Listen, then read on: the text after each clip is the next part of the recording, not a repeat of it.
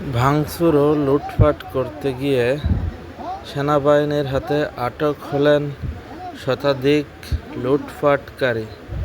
অতএব সকল প্রকার সাধারণ জনগণ ভাঙচুর ও লুটপাট থেকে সাবধানে থাকেন।